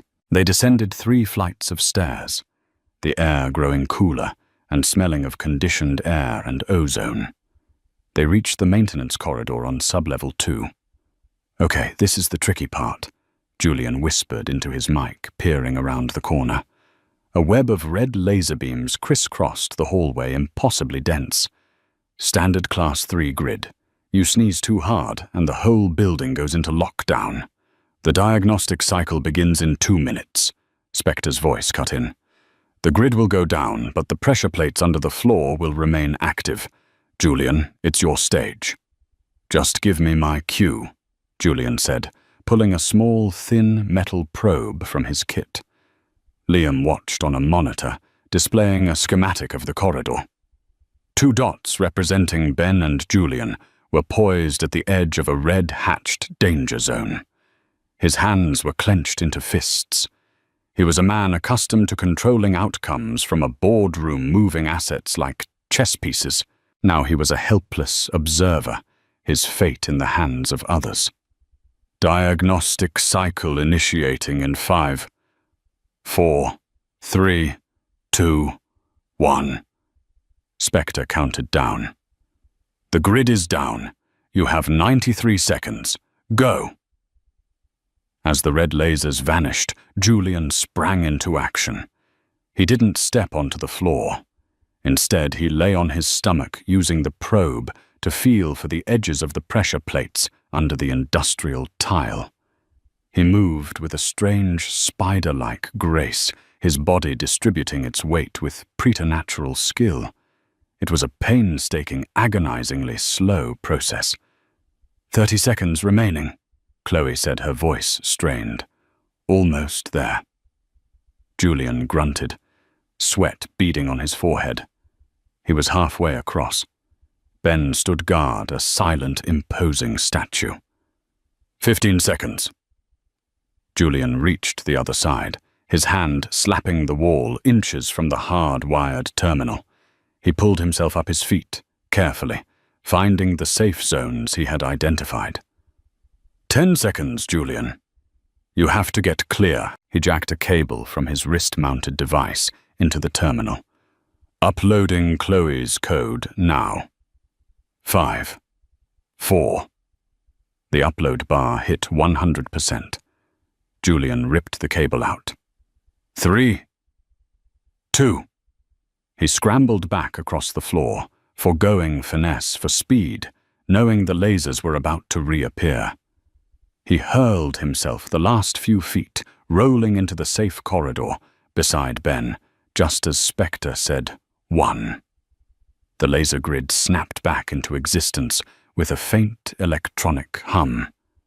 They had made it, with less than a second to spare. A moment later, a new alert flashed on Spectre's screen. It worked, he announced, a hint of admiration in his voice. False alarm triggered. Overheating sensor in server room 7B. 2 guards are on the move. He brought up the camera feed, showing 2 security guards jogging down a distant hallway away from their target. You have your 10-minute window, Spectre said. The clock is ticking. Ben and Julian moved swiftly down another flight of stairs to the Legacy Archive room. The door was heavy steel with no electronic keypad, only a formidable-looking high-security mechanical lock. My turn, Julian said, a grin finally touching his lips. He produced a set of tension wrenches and picks from his kit. They don't make them like this anymore. A Medeco biaxial. Beautiful. He inserted the tools, his head pressed against the cold steel of the door, listening to the faint clicks of the tumblers. The seconds ticked by. 1 minute, 2, 3. How are we doing, Julian? Liam asked, his voice tight. Patience, Julian murmured. This is a conversation, not an argument. She's telling me her secrets. Click, click, clack, click. Suddenly he went still. He turned the tension wrench. A loud, satisfying thunk echoed in the quiet corridor. Julian stepped back from the door and gave it a slight push. It swung inward, revealing a dark, cavernous room filled with towering racks of old magnetic tape reels and dormant server towers. We are in, Ben reported, his voice flat, but carrying the weight of their victory. He stepped into the room, a powerful flashlight cutting through the darkness. Chloe, where do we find it? Back left corner, she directed. It should be an isolated rack labeled SAR, Sterling Archive Repository. My father had a flair for the dramatic. Ben located the rack. A single black server sat there humming faintly. It was ancient by modern standards, but it was the heart of their entire operation. He connected the shielded drive. Okay, I'm at the terminal, Ben said. It's asking for the password, the Sterling cipher. A hush fell over the command center. They had reached the final bridge. Chloe, Liam asked softly. She was staring at the screen, her face a mask of concentration. Something personal. Something only he would know, she whispered to herself, her mind racing through years of memories. His favorite book. His pet's name. My mother's birthday. We only have 2 shots at this, Ben reminded them. 5 minutes left in our window. Chloe closed her eyes, trying to think like her father. He wasn't a sentimental man in that way. His passwords were always based on logic, on science. A tribute to his heroes. Einstein, Feynman, Hawley. No too simple. Then an image flashed in her mind. Her father, years ago, sitting at their kitchen table, sketching on a napkin. She, a young girl, had asked him what he was doing. I'm trying to solve the universe, sweetie, he had said with a sad smile. But I think I'm missing the most important variable.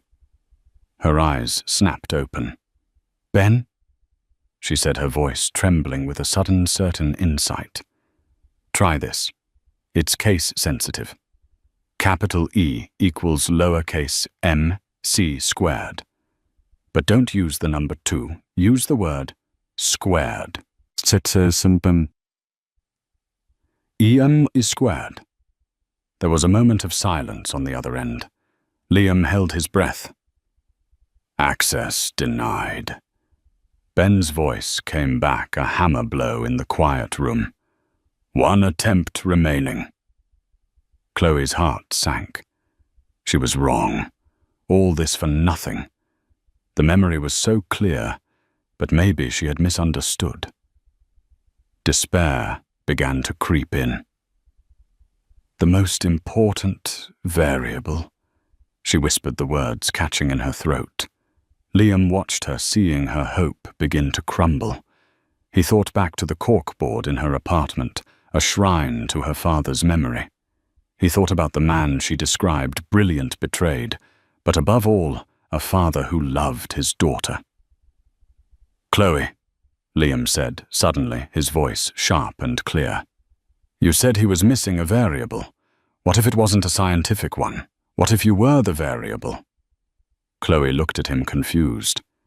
Think about the equation, Liam pressed. He was talking to you. What's your name? Chloe, what does it stand for? Her full name. Chloe Marie Sterling. CMS. She breathed, her eyes widening in realization. ESMC. Squared, Liam finished. Try that. E-Sacker CMS squared. It was a wild guess, a leap of faith based on nothing more than a father's love. Ben, do it, Chloe said, her voice filled with renewed hope. Capital E equals capital C, capital M, capital S, and the number 2 for squared. Again the agonizing silence. The progress bar for the 10-minute window was almost full. Then Ben's voice came through, filled with a rare note of triumph. Access granted. I'm in, mirroring the drive now. With the adrenaline of the heist fading with the morning light, the true work began. The specialists, Julian and Spectre, had vanished back into the shadows from which they came, leaving Liam, Chloe, and Ben in the silent penthouse. The shielded drive, the prize from their impossible raid, was connected to a secure offline laptop. It was a digital tomb, and they were about to unearth its secrets.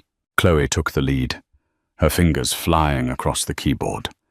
The file structure was a maze of encrypted folders, but a single unlocked text file sat in the root directory. It was named README and contained a simple cryptic phrase. The key is the question I could never answer. A sad smile touched Chloe's lips. I know this, she whispered. It was a question her father had often muttered in despair during his long, futile legal battles. She typed the decryption key. What is the half-life of a lie? Instantly, the drive's contents unlocked. For hours, they delved into the digital ghost of Dr. Alistair Sterling. They found his original time-stamped designs for the Helios core, proving his ownership of the intellectual property. They watched video logs of a brilliant man, his face slowly etched with worry as he spoke of his partner's recklessness. Then they found the folder that would change everything PZ. Inside was the truth, raw and terrifying. It contained a complete simulation model of the Helios core, far more advanced than anything Viridian had disclosed. Following her father's notes, Chloe input a specific sequence of energy fluctuations. He called it a harmonic resonance cascade. She explained, her voice tense. A 1 in a billion chance, according to Solas. On screen, the core's model turned a deep, warning red. A black sphere of influence erupted from its center, and the simulation showed a city block being crushed into nothingness by a silent, catastrophic implosion. The log file was explicit, containment field failure. Protocol 0 engaged. He knew. Liam breathed, staring at the screen. Silas knew this could happen. The proof was in the next file, an audio recording. They listened to the chillingly casual conversation between the two partners from decades ago. Alistair's voice was firm, pleading for caution and for the flaw to be fixed. Silas Corbyn's reply was cold and dismissive. "The risk is acceptable, Alistair," he'd said. "You're an obstacle to progress." It was the smoking gun, irrefutable proof of a willful criminal deception. But the final file was the most devastating.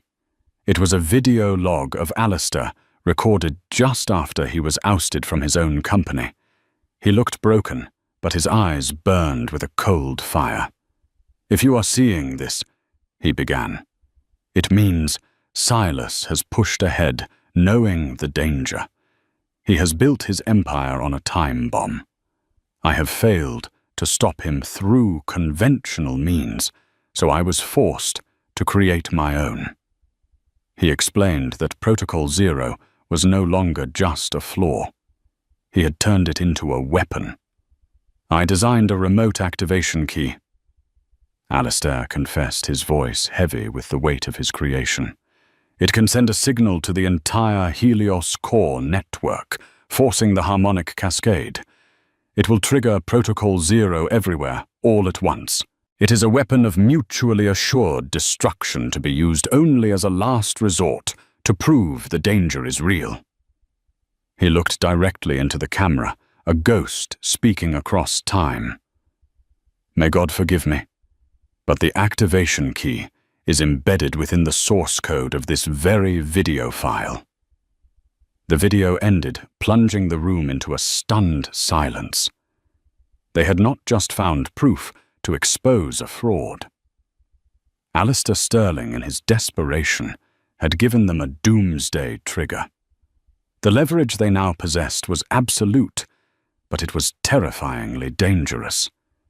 They held the power not only to ruin Silas Corbyn, but to hold his entire legacy hostage with the threat of unimaginable catastrophe. The air in the Crestwood Capital boardroom was glacial. It was 24 hours after the heist, and Liam had summoned Silas Corbyn for a final private meeting. No lawyers, no executives, just the two of them. Silas entered with a confident stride, his smile firmly back in place. He clearly believed Liam's minor detail had been resolved and that he was here to receive an apology and a signature. "Liam," he began, extending a hand, "I hope your team's late-night paranoia has been satisfied. Shall we get this deal back on track?" Liam didn't take his hand. He gestured to the chair opposite him at the long obsidian table. "Sit down, Silas." The command was quiet, but it carried a weight that made Silas's smile falter. He sat, his posture stiffening. "There will be no deal," Liam said, his voice flat and devoid of emotion. "Not now, not ever." Silas laughed, a short, sharp sound of disbelief. "What is this? Some kind of last-minute power play to renegotiate the price? It's a bit transparent even for you." "This isn't about the price," Liam replied. He slid a tablet across the table. On the screen was a single image, a faded photograph of a young Alistair Sterling and an even younger Silas Corbyn, standing proudly in front of a whiteboard covered in equations. Silas stared at the photo, and for the first time, a flicker of genuine fear appeared in his eyes. He looked up at Liam, his face pale. "I don't know what you think, I've been to the Sterling Archive repository."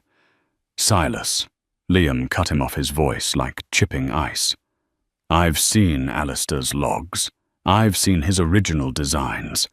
And I've seen the full, unredacted simulation for Protocol 0. The name hit Silas like a physical blow. The blood drained from his face, leaving behind a waxy grey pallor. He opened his mouth, but no words came out. He looked for the first time in his life, utterly and completely defeated. "He told you." Silas whispered, his voice hoarse. "That crazy old man. He warned you." "He didn't have to," Liam said, leaning forward. "His data speaks for itself. The flaw is real. You knew about it.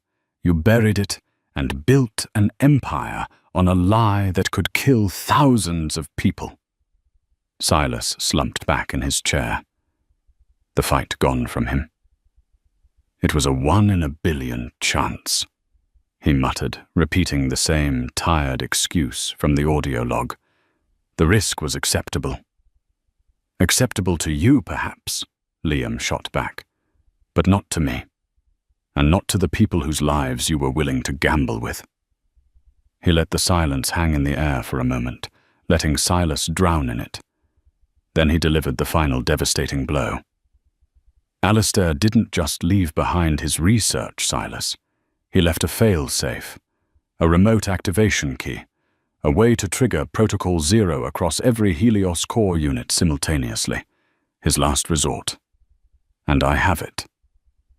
If Silas had been pale before he was now ashen, the implication was clear. Liam didn't just have the power to expose him. He held a kill switch that could turn his entire life's work into a global catastrophe. It was the ultimate checkmate. "What do you want?" Silas asked, his voice barely a whisper. "Money."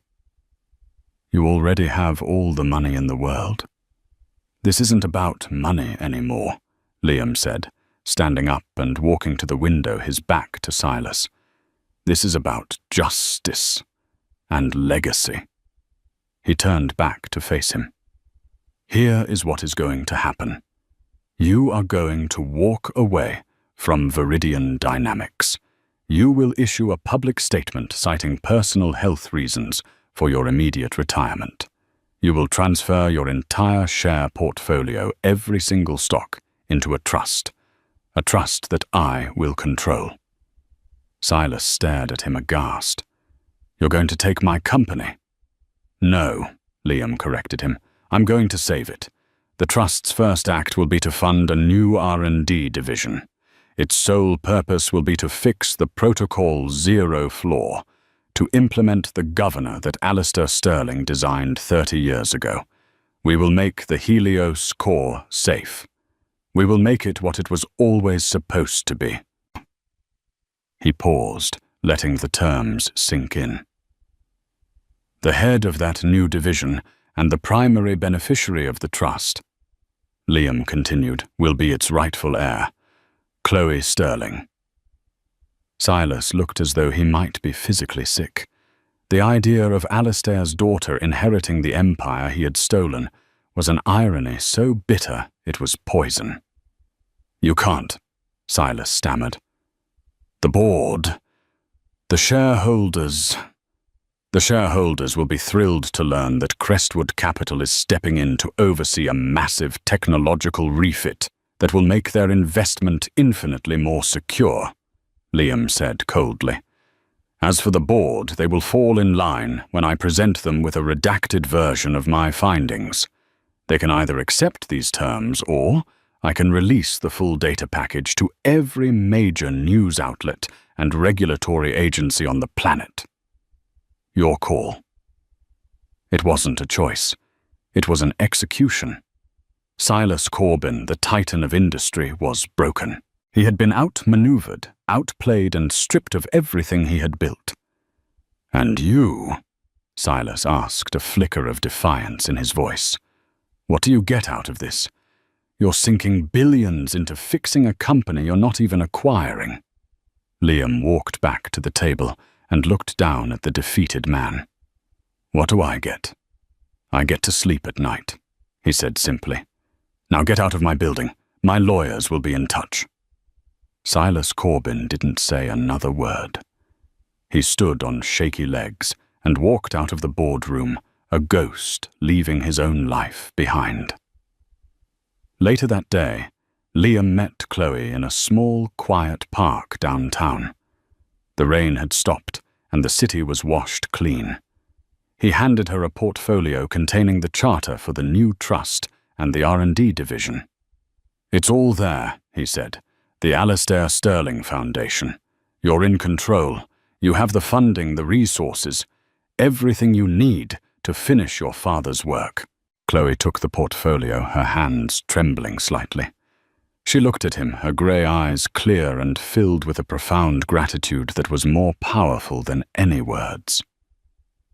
"Why?" she asked the same question Silas had posed. "You didn't have to do any of this. You could have just walked away from the deal." Liam thought for a moment, looking at the city skyline. "My whole life has been about acquisition," he said, his voice thoughtful. "Buying things. Companies, technologies, influence. I was about to pay $10 billion for a legacy. But you showed me that a true legacy isn't something you buy. It's something you build. Or in this case, something you help rebuild." He turned to her. "Your father was a great man, Chloe. It's time the world knew it." A single tear traced a path down Chloe's cheek, but she was smiling. It was a smile of relief, of justice, of a future her father had only dreamed of. The deal may have been rigged, but in the end, justice had found a way to balance the books. Liam Crestwood hadn't closed the biggest deal of his career. He had just made the best investment of his life. In the end, it wasn't about the $10 billion. It wasn't about the power or the prestige. It was about a quiet whisper in a loud room, a warning that forced a billionaire to look past the balance sheets and see the truth. Liam Crestwood thought he was buying the future, but Chloe Sterling taught him that he had a responsibility to fix the past. Together, they turned a story of betrayal into a legacy of innovation and justice, proving that sometimes the most powerful person in the room isn't the one signing the check, but the one brave enough to speak the truth. What did you think of Liam's final move? Was it justice, or was it the ultimate corporate takeover? Let us know your thoughts in the comments below. If you were captivated by this story of intrigue and redemption, please give this video a thumbs up. Share it with someone who loves a good twist, and make sure you subscribe to the channel for more stories that prove real life is more dramatic than fiction.